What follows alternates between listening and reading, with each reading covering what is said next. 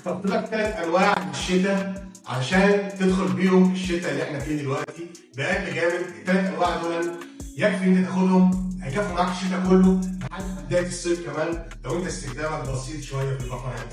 ال3 انواع دول اول نوع منهم توباكو فانيليا من توم فورد. العطر دوت ذكوري رجولي بطريقه رهيبه جدا جدا وسكسي برضه في نفس الوقت.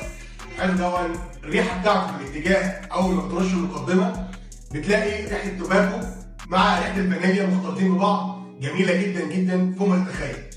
العطر الثاني عطر مضاوي من العربيه للعود. عطر المضاوي دوت هو عطر فاكهي، يعني بيدخل فيه الخوخ والاناناس، توليفه جميله جدا من الفاكهه. برضه عطر شتوي جميل بس يفضل في نهار الشتاء، يبقى توباكو فانيليا يفضل في المساء والمضاوي يفضل في النهار. وجبت لك بقى العطر رقم 3 هو ميكس، هو سترونجر ويز يو على فيري 6 ناو، عشان يدينا ريحه التوابل بتاع السترونجر وندخل معاهم كمان ريحه الفيري 6 ناو اللي هي بتبقى في مقدمتها ظاهره قوي جوز الهند. لما يدخل التوابل مع جوز الهند بيدي عطر يستمر معاك طول اليوم من الصبح لحد بالليل.